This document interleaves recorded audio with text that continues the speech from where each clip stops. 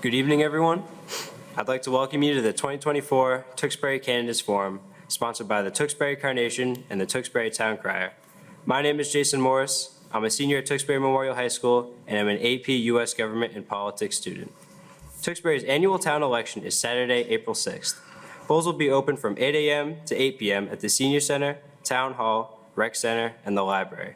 This forum is being broadcast live on Tewksbury Telemedia Comcast Channel 6, Verizon Channel 33, and is being streamed on Tewksbury TV's YouTube channel and is being recorded. Thank you to Brian Dorrington and Jason Marshall of the Tewksbury Telemedia. Tonight, we have 3 candidates for 2 seats on the school committee. You will hear from incumbent Bridget Garabedian and newcomers Colin McNaught and Christopher Moncada. This forum is an opportunity to hear from the candidates on topics of interest, and questions have been sourced from community members. If you don't hear a question that is important to you tonight, we encourage you to reach out to the candidates, as they will be representing you on the school committee. With that, let's get started. Candidates, I will ask you a series of questions in a round-robin format. You'll have 2 minutes to give your opening statement and 90 seconds to respond to each question. We'll have a few lightning round questions, and you have 2 minutes for closing remarks. If a candidate mentions another candidate, at my discretion, the person will be afforded a response. Audience, please silence your phones and please refrain from comments or applause so as to not distract our participants. Our timekeeper is Paige Impink of the Town Crier. With that, we'll start with opening statements. Mrs. Garabedian, you're up first. Thank you. I am Bridget Garabedian. I'm running for re-election to the Tewksbury School Committee. I want to thank you for having me here tonight. Thank you for the residents who are in the audience, and for anybody who's tuning in at home that wants to learn more about me and the other candidates. I would like to thank also the Crier, the Carnation, Tewksbury Telemedia. I've served 1 term on the committee. 2 of those years have been as chair. I'm hopeful to continue this work because I love it. I'm qualified. I've proven success in several areas over the past 3 years. I listen very well, and I've been responsive to residents. I feel I've changed the tone and the overall effectiveness of the committee by being dedicated in how we operate collectively. I grew up in Tewksbury. I attended our schools, as did my husband, Mike. I have 3 children in our schools. I'm a nurse in a level 1 trauma center in Boston in the emergency room. I've been there for over 22 years. We all participate in my family in different ways in giving back to the town. I'm very proud of this. I've worked as a substitute nurse in our schools prior to the school committee for a couple of years. And I'm proud of our schools. I'm proud of our programs, the staff, the opportunities for students. I believe our district is moving in the right direction. I believe I've had an impact. On the committee, I've taken on leadership opportunities and things that have mattered. We've reviewed and edited some outstanding policies, looking at school safety, ethics, responsibility of the committee, social media use. We've had a seat at the table when opening the Center Elementary on budget and on time. We hired a new superintendent. I put students first in every vote and decision that has to be made. We asked the administration for more transparency, and I champion the ask for an information audit, which I think has been very successfully implemented. We asked for better communication with families in the community. I requested the business manager share the committee with us a quarterly report, which financially that hadn't been done in the past. I've built relationships with stakeholders, and I've proven that I can work well with people. I'm very proud of the work that we're doing in negotiations, and I'm getting to the end of my time, so thank you very much, and I look forward to the opportunity for questions tonight. Thank you. Colin McNaught, you're up next. Hi, good evening to both those who are here in the audience and those watching on TV and on YouTube. I also want to thank the Carnation and Crier for hosting tonight's candidate forum. I especially want to thank our moderator, Mr. Morris. I know this is a unique opportunity and a great opportunity for you as a young person to get involved in town politics, and I think it's very brave of you, and I'm sure you're going to do a great job. 6 years ago, I was sitting in the same desks that Jason and any other student at Tewksbury High School was. I turned 24 in April, but since then I have gone to St. Anselm College. I graduated in 2022. I attend Bridgewater State now. I am a history teacher in training, basically, at the high school level. Right now, I am doing my student teaching placement at Tewksbury High School. I've worked in 3 different districts prior to that. I'm a lifelong Tewksbury resident. I love this town very much. And I'm running for school committee because education is something that I'm extremely passionate about and that I look forward to trying to help this town build on. As far as why exactly I want to, or how exactly I want to help move this district forward, I've identified a few key issues that I think are worth working on, which include our student enrollment at the high school level, our keeping kids in district, opportunities from the Student Opportunity Act that we recently got a report on to help our high needs populations in our schools, including special ed, including English learners, helping them to address some of the disparities that exist in the data between those students and other students. And I want to make sure that our space is used properly. I support the adoption of the school space planning committee that will be in front of the town meeting in May. Above all, I love this town. I may be young, but I am very ambitious, and I am passionate about education, and I hope for your vote, and I look forward to your questions this evening. Thank you. Chris Moncada, you're up next. Thank you. Thank you, Jason. Thank you, Carnation. Thank you, Town Crier. Thank you to all the residents who are here.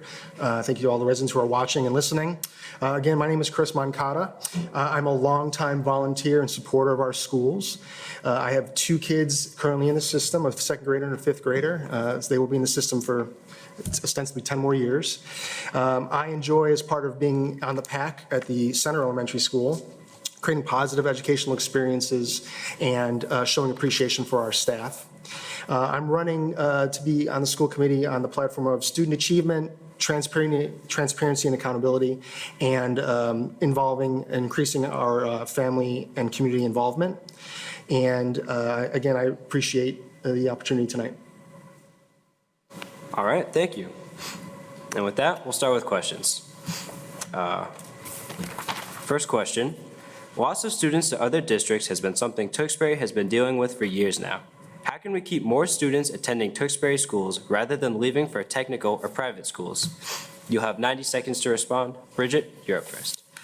So this is a big topic of conversation for the school committee, and I think for the town. I think it's an important conversation, and I don't think there's any one answer.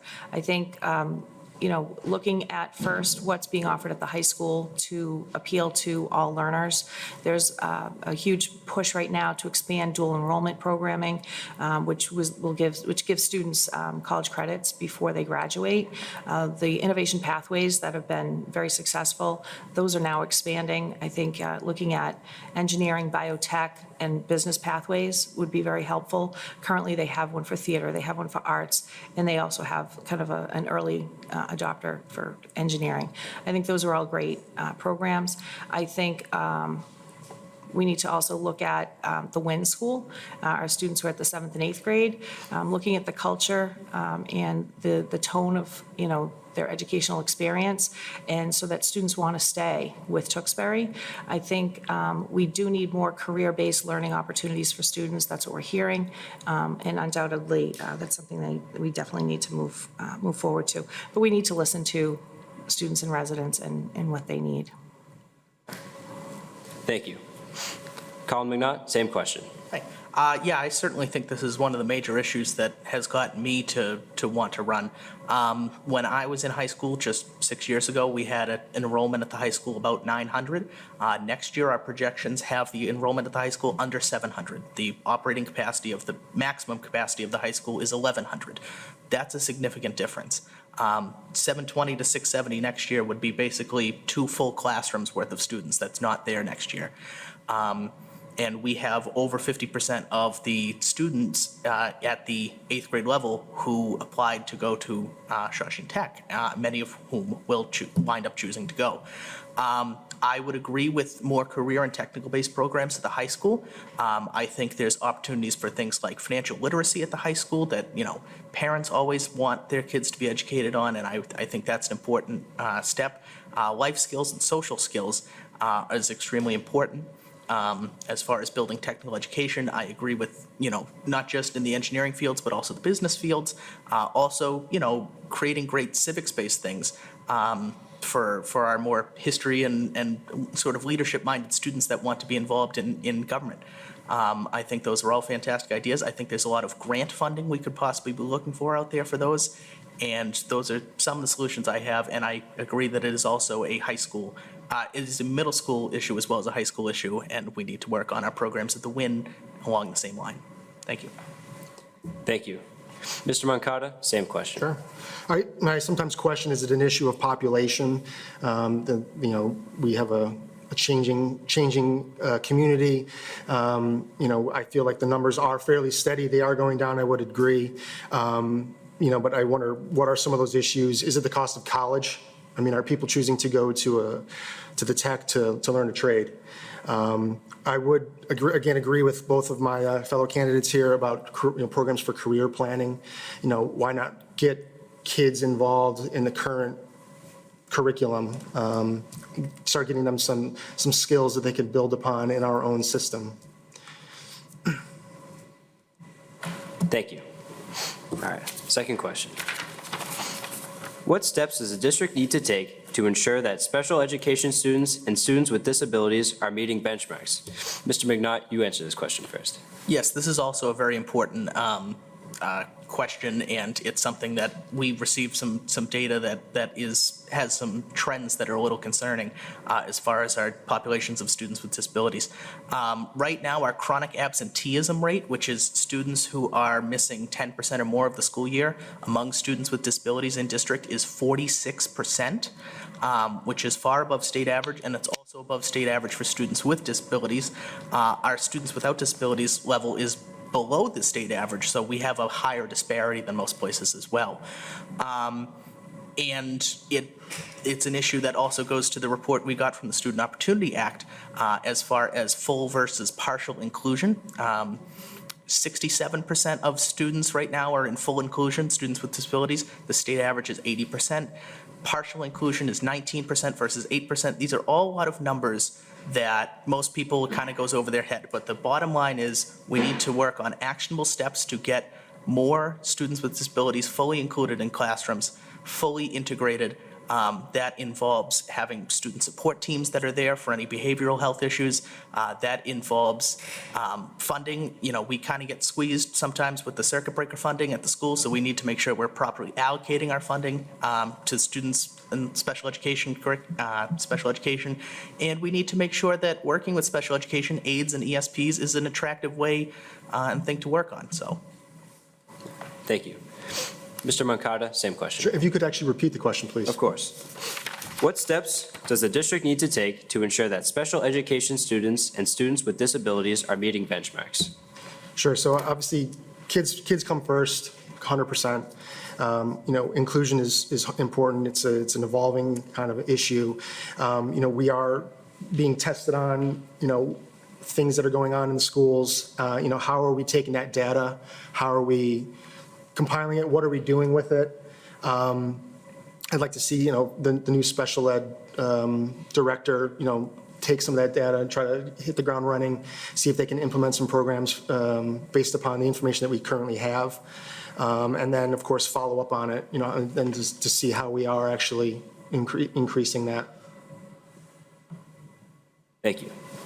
Mrs. Garabedian, same question. So, again, these are conversations that are actively happening, and this is something that is in need of immediate attention. This isn't something that you wait on that and how to handle it. So I'll tell you how I operate and where I come from when we hear data like this, is I first go to the superintendent and I look to her as the leader of the district to say, what is your plan? How are you looking at this data? What does this mean to you? Listening to the director of special education, and also getting more information from them to better understand, how they interpret that data. They have suggested an audit, which I am totally in support of, because I think a special education audit is necessary, and I think it will give us a lot of information on how to move forward. But in the meantime, I think engaging the staff that's working with the students is important. I think looking at best practices in other districts and how things are operating in other districts that are doing better.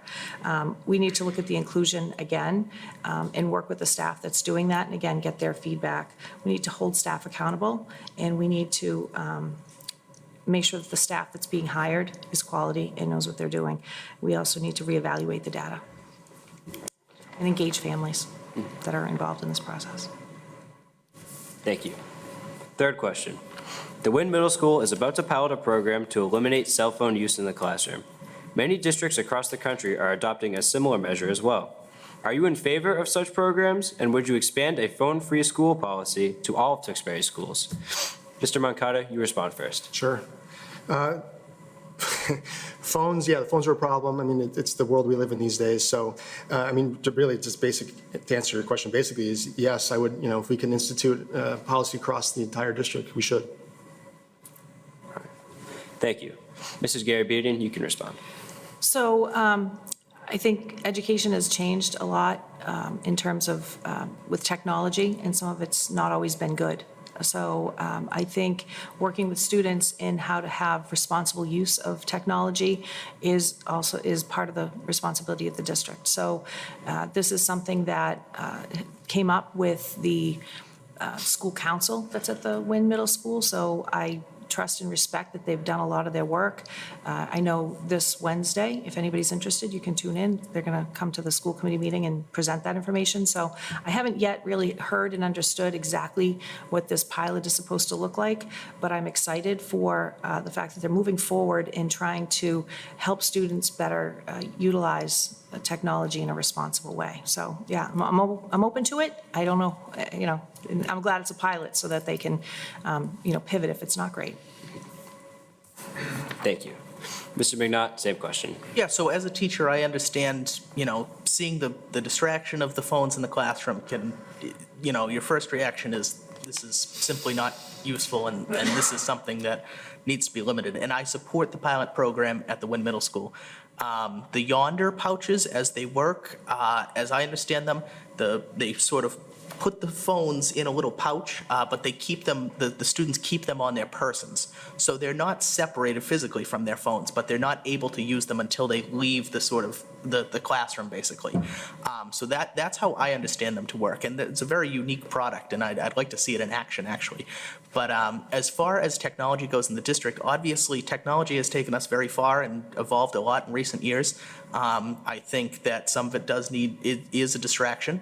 And I think some of it is something that needs to be explored further. For instance, coming up with a district-wide policy on generative AI, I think is something that needs to be addressed, quite frankly, because as a teacher, I've dealt with, students that turn in things that have been generated by ChatGPT, and, it hurts their own creativity because they're not handing in their own work, and it's technically plagiarism, but there's sort of a loophole and not really explained very well. So I think as far as technology goes, yes, the phones can be a distraction in the classroom. I support the pilot program at the Wynn. I would like to see it expanded eventually to the high school and even to the lower levels, wherever kids are getting their hands on their phones. So, thank you. Thank you. Question 4.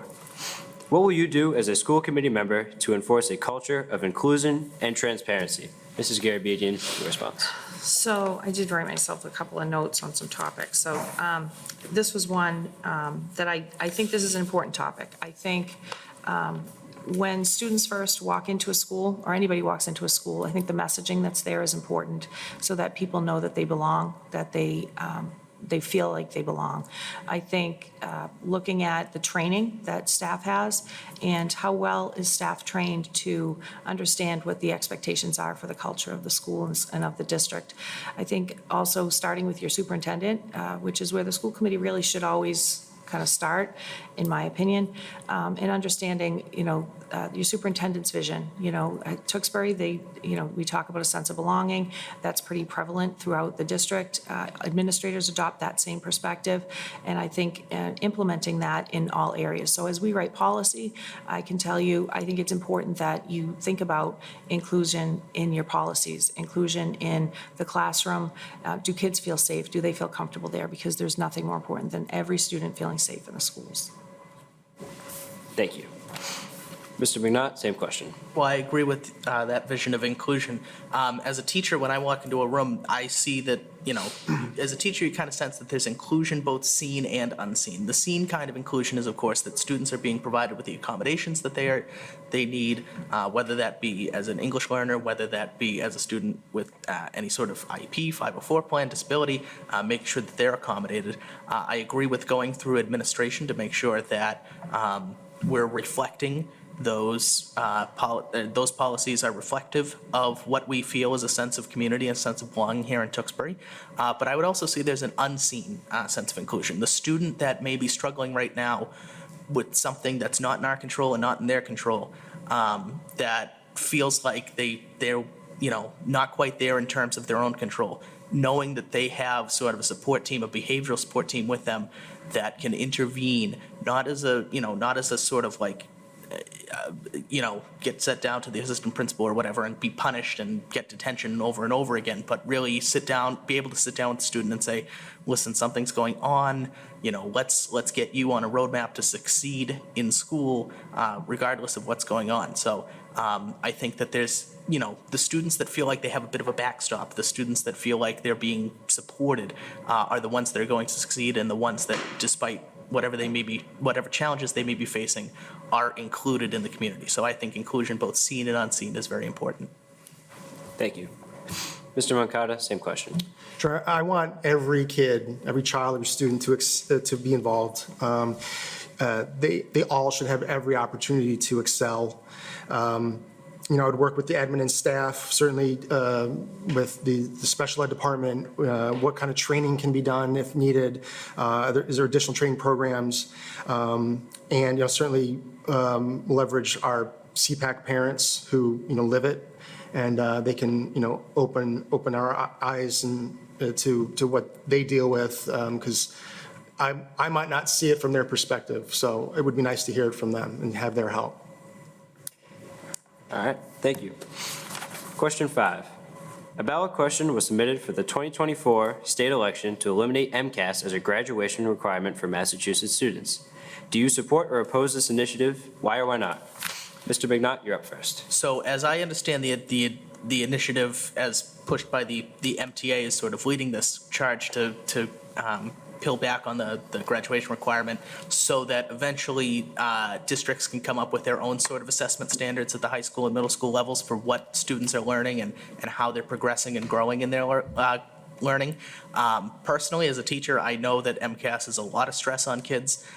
Right now, the 8th graders, with the addition of the civics MCAS in the last couple of years, are up to taking 4 MCASs in the 8th grade, which I could tell you from my own experience in the 8th grade isn't fun already, but when you have 4 state standardized tests on top of it, it can really accentuate things and really make kids struggle and stress. And then, of course, you have them again in 10th grade. So as far as peeling it back as a graduation requirement, I would cautiously support it as long as I know what's coming after that, because there has to be some sort of either local, basically some sort of local or maybe regional assessment standard. So I would cautiously support how it is now. I'll have to see how it's written, but I agree that ending it as a graduation requirement, I think, would benefit students and make them more able to focus on the successes and grades in their own classrooms. Thank you. Mr. Moncada, same question. I could potentially support it. I could see why it would be an issue. I understand it to be very disruptive, as Colin said, to the students, to the staff. I mean, it seems like the whole month of April and May, it's the people are prepping for MCAS. So what else is going on? But I would say though, then what's the alternative? I mean, we need to have something to assess how kids are learning, what they're learning, how the teachers are doing. So as far as the graduation requirement, like you asked, I could potentially support it. I would like to know what option B would be, though. Mm-hmm. Okay. Mrs. Garabedian, same question. So again, similar to my partner here, I would like to see how it's worded. I don't yet understand exactly how, the question's going to be written, but I could be in support of it not being a graduation requirement.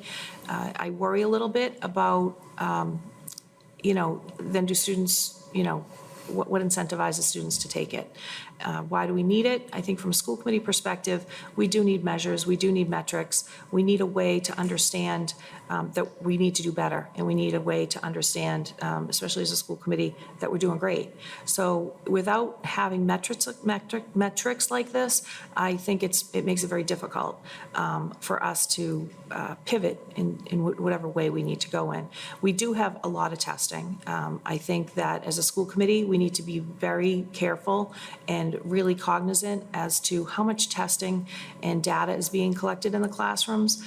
Is that appropriate for students? Is the data really making a difference overall? And then also, in many cases, I think our educators could do a lot more if they weren't doing so much testing. So I think we need to be really mindful that whatever we're using really matters. All right, thank you. Question 6. Youth mental health problems are at an all-time high. How would you work with administration to address this crisis? Mr. Moncada, you're up first. Well, we sort of touched upon some things. I mean, certainly, cell phone usage has increased. I mean, the stuff that goes, that their kids are seeing on, and on their, I suppose can't be helping. Again, I think it's a matter of what kind of training is being done for our staff, what kind of programs are being offered to them in the schools. Do those need to be looked at? Certainly, anything we can do to help somebody, I think, is something that should be looked at. Mrs. Garabedian?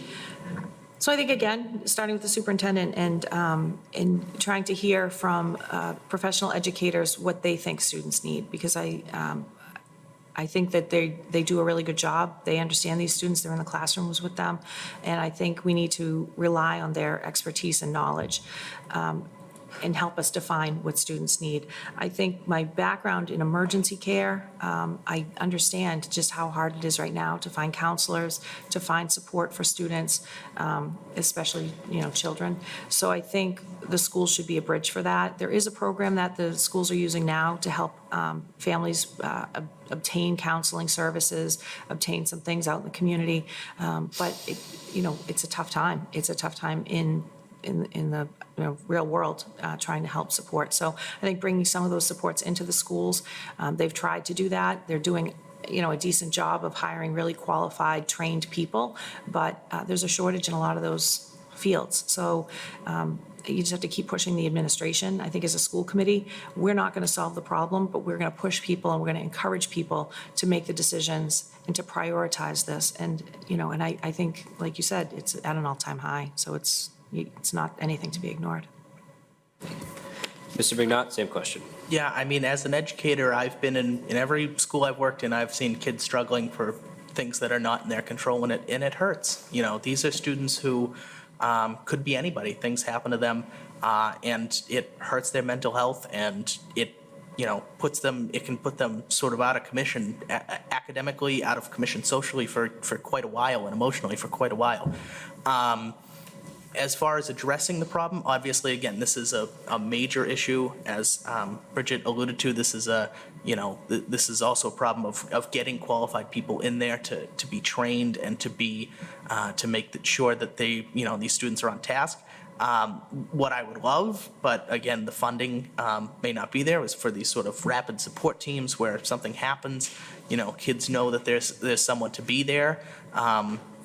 I think, again, bringing aides and ESPs back into the fold as town positions has really helped, and I would love to see being an aide or being an ESP more incentivized job. And I would also like to see, we have senior project at the high school and we have peer mentors at the high school. I would love to see them be trained, maybe even on helping their own fellow students. A lot of them are quite mature and quite adept at figuring out what's going on with students, and they know better than anybody else because they're the same age and they sort of experience similar things. So I think those are some of the ideas I'd like to see implemented. Thank you. Question 7. As a school committee member, what can parents expect when they come to you with a concern? Mrs. Garabedian. What can parents expect when they come to me? So I listen really well. I think it's part of my nurse training probably, but I do feel like that is where everything starts. If you don't listen well, then you're not going to really understand what somebody's problem is. I think I'm responsive to people. I work well with others. I don't just work well with people who I like and get along with. I work well, I think, with everybody. I think you can expect me to give you honest, directive answers in trying to help you understand how to solve your problem. It's not necessarily the school committee is going to solve a resident's problem or a family member's problem or a student's problem, but we have the understanding and knowledge to help you, guide you in the right direction. Circling back with that person is really important. I think not just saying, here's the answer and sending people on their way. Sometimes when people do come to you as a school committee member, it's because they really feel like they don't have any place else to go. So you have to, honor that and respect where people are at. Sometimes people are really frustrated. They've been through a lot. They've, just had experiences that have just been really trying and challenging. And I think you have to have empathy for everybody. You just can't assume you understand, what somebody else has gone through. So it's really, I think, a huge part of this job. Mr. McNaught, same question. Well, first and foremost, as a teacher, if I'm not listening to parents, I'm not going to have a job very long. But as far as a school committee member listening to parents, again, bringing your concerns directly to me, as Bridget said, it may not be that the school committee gets to address specific residents' concerns, but regularly getting feedback from constituents and saying, what are things that are going on in the schools? What are things that are going on with your students in the district? What are things, from every level, from pre-K up to college or up to 12th grade? What are things that your child or you are noticing in this district that need change? What are some policies that you think we need to look at, or policies that we need to adopt because we don't have anything on those policies right now? I think those are things that are very important, getting constituent feedback, not just the ones prompted by concerns, but prompting them to respond with feedback. So I promise to use my sort of public stature or as a member of the school committee and my forums to get feedback from constituents on what's going on in the district. And yeah, just listening to resident concerns. Public forum is, of course, always open at the school committee, and love to hear from residents, whatever their concerns may be. Everyone in this town is a stakeholder in town, evidently. Everybody who owns property, everybody who lives in this town or has kids in this district is a constituent. So everyone's voices need to be heard, and it can be done in a variety of ways. Thank you. Mr. Moncada, same question. As I mentioned in my open, transparency and accountability is one of my issues. So I'll always be open. I will always be accessible. I will be honest. I will be direct. And I will follow up on your concerns. I might not give you the answer you want to hear, but I will follow up with you. Thank you. Question 8. Vaping is a huge issue in high school and middle school bathrooms, so much so that students will avoid using the restrooms during the school day. What measures would you propose to address the prevalence of vaping in school bathrooms, considering its impact on students' physical and emotional health? Mr. McNaught, you're up first. As a student who did avoid school bathrooms during my high school time because of the vaping, I can tell you it is a pretty serious issue. It is, a public health concern. It is a social health concern. It is a number of things that kids don't think about when they're young and they, pick up a vape for the first time. It is something that needs to be addressed not just through our school committee, but through the Board of Health, through the State Health Department, through DESE. It's a state issue. It's quite frankly a larger issue even than our state. But as far as our district goes, taking strong measures on that, like I said, working with our Board of Health to really get guidelines out there and get information out there to students as well as parents. Like, you think, your child may say it's this or that, but in reality, it's a vape. This is what it can do. It's very harmful. And it distracts from other children's learning because they have, you have to use the bathroom and you can't go in there because of the smell, because, a lot of people have sensory issues when it comes to stuff like that. Really getting our community informed about the harms of vaping, as well as reminding students, that this is unacceptable in school. It's a form of tobacco. It's a form of addictive substance, and we can't be allowing it in school. Thank you. Mr. Moncada, same question. There's a policy in place that forbids it. It should be happening, right? So we need to start to enforce it. Question is how, right? I know there's some possible technology that could help with that. Obviously, that's a budget concern. And we need to make it safe for students to potentially, make complaints to the staff and administration to control it, to curtail it. So if we can make a safe option for that, that's something we should look into. And Mrs. Garabedian. So I think the school committee has a subcommittee. It's a wellness subcommittee. This is definitely something that's come up in terms of how best to support the district in enforcing policy and things like that already do exist. But from a school committee perspective, we can do that, work on it at wellness, look at the policy as it's written, look at the handbook as it's written, and look to see how students are being kind of educated before this becomes a problem, starting younger, where they're doing a great program now at the Win. So maybe some of the students that are in the upper grades kind of missed out on that, way back early on. I think in looking at the restorative justice initiatives that they have in terms of supporting students to receive the education once they've started vaping, to understand, the impacts it has on them. It's, as you said, a public health issue for people that are exposed to it, but it is very concerning that there's, students that are vaping. I think the other thing is it needs to be safe for students to have a voice. Students need to feel that they can come forward and speak out, and that there's not going to be, any blowback on them or ramifications, that students should be able to speak up for the type of school that they want to be in. And all students, like I said, should really feel safe to do that. So, if that's not happening, that needs to happen. Thank you. Question 9. The Massachusetts School Building Authority provides districts with 2 options for projects: renovating existing buildings or building from scratch. Which option do you favor for a future project to address the Heathbrook and Dewing schools, and why? Mr. Mancata, you're first. Well, I mean, it's no surprise that the Heathbrook and the Dewing are falling apart. And, to some extent, we've been putting Band-Aids on them, and I know that's happening now with the floods that happened. I mean, we're going to have to do something about those schools. So in the short term, if we have to move students around, it needs to be considered. I know there's that space use committee that's maybe looking into that. We do have 2 properties now that are vacant, where the 2 old schools used to be. And it may need to be, we start thinking about now, for 10 years, a school going at one of those locations. Thank you. Mrs. Garabedian. So I can't support one or the other at this point. I think the most responsible thing to do is to better understand the condition of the buildings. I know we have some reports that were done prior to the Center Elementary. We're in a completely different position now, and I think some of those studies need to be updated. This long-range building use committee, I think, will be very helpful in helping the people in Tewksbury to make a decision about what the right thing to do is and how best to move forward. I think MSBA would then use that information to determine, the 2 tracks, if you chose to renovate or rebuild or whatever.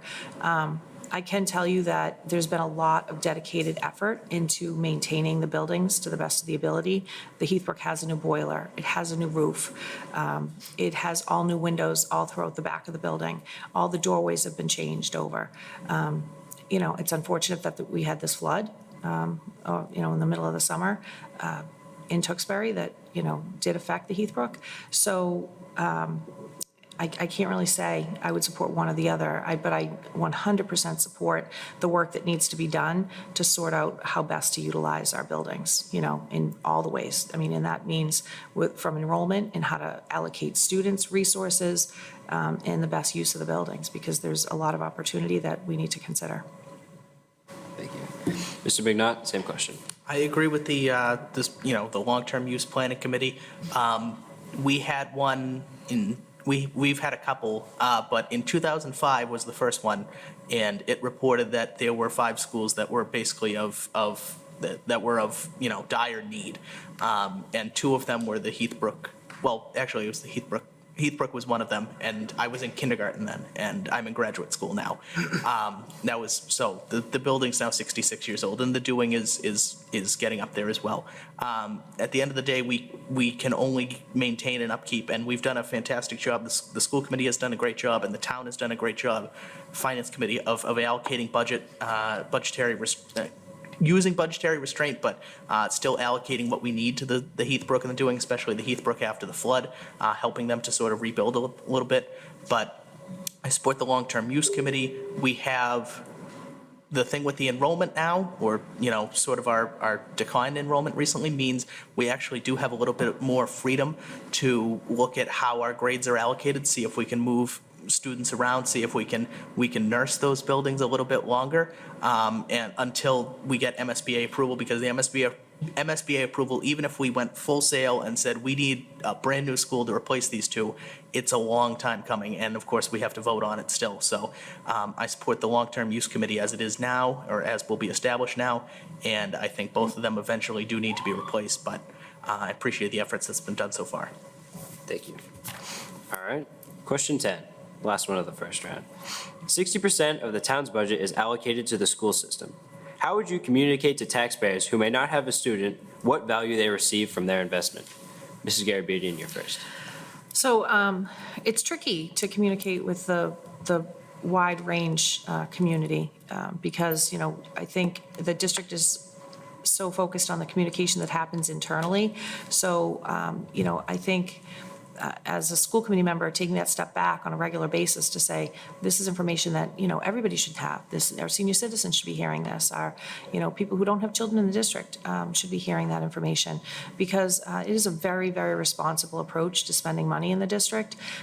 From the quarterly financial reports that we present in our school committee meetings 4 times a year, our business manager presents the upcoming budget to us 4 times, 4 months, January, February, March, and it gets voted on in April.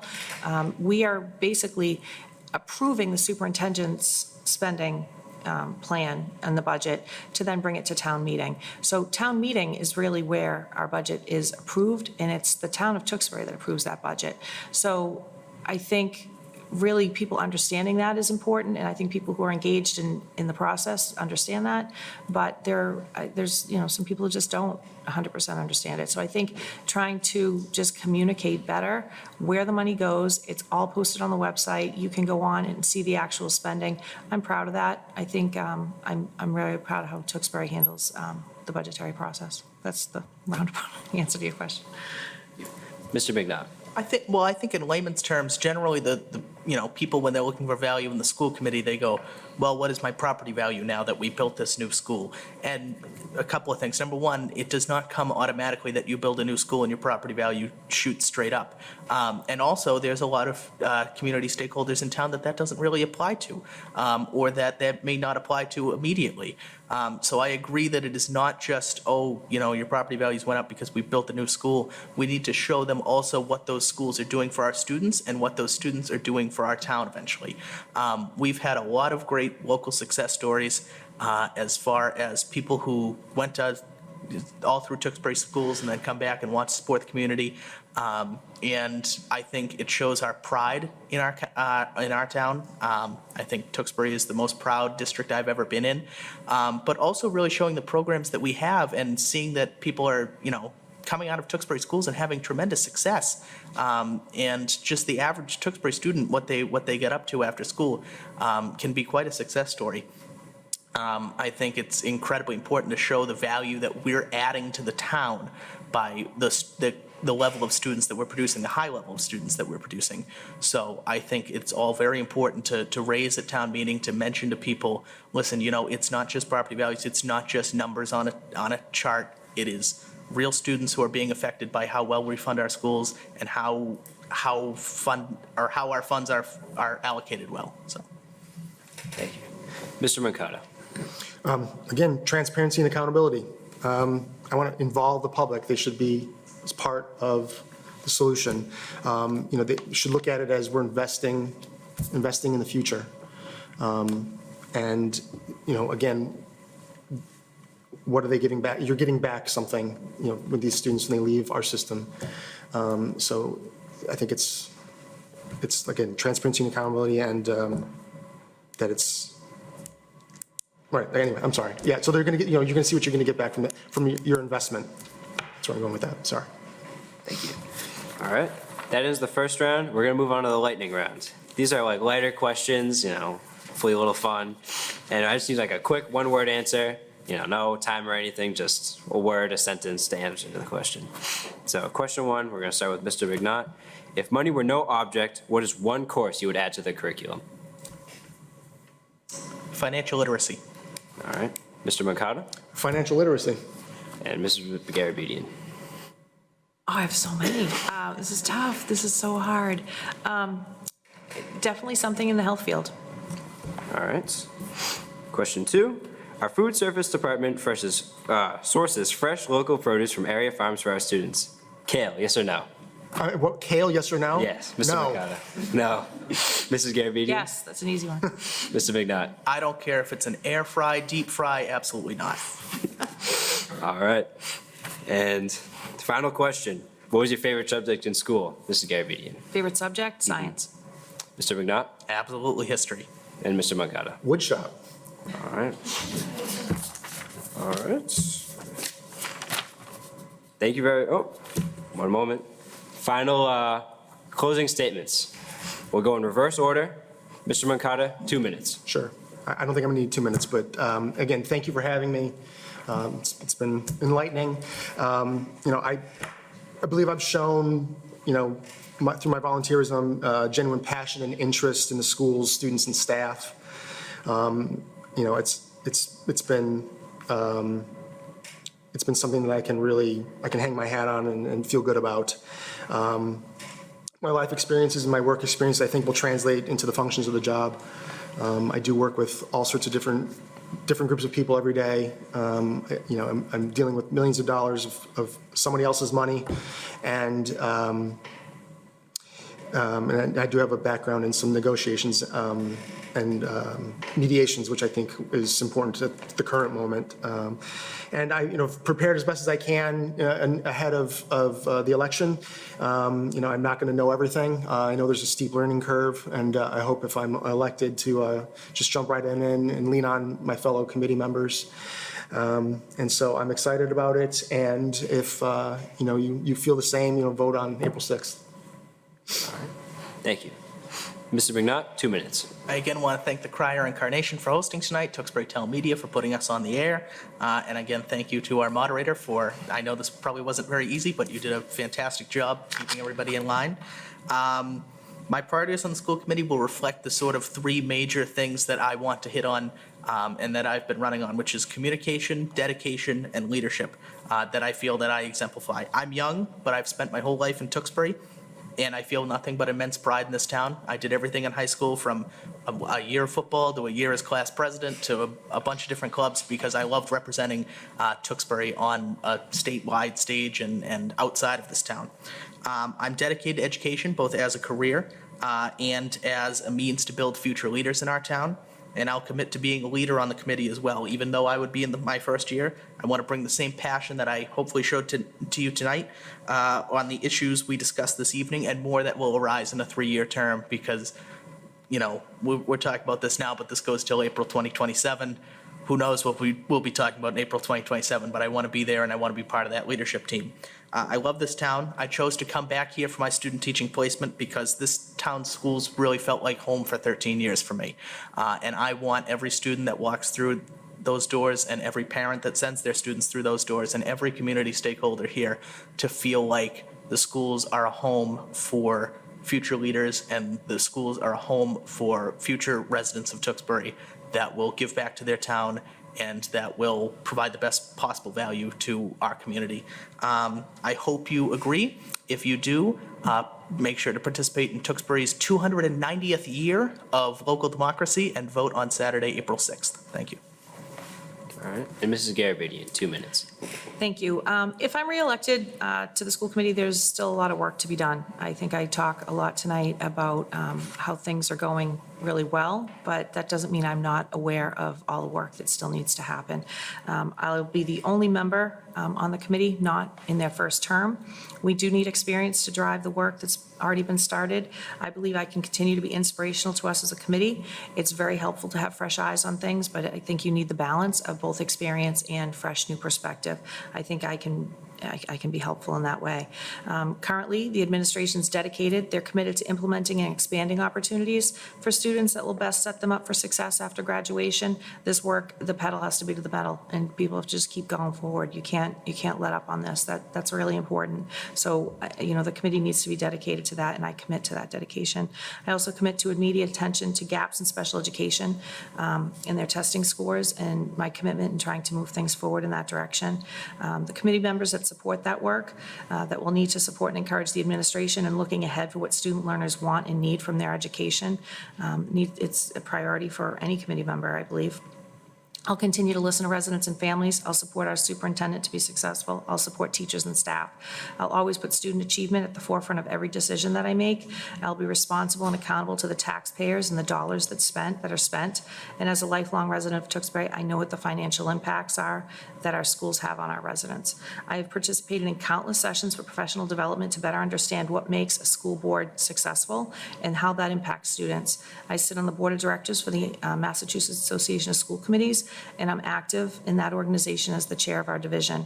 I want to continue in that work in supporting Tewksbury to have a voice across the state, and I will continue in my dedication to tirelessly do what's best for students in our great town of Tewksbury.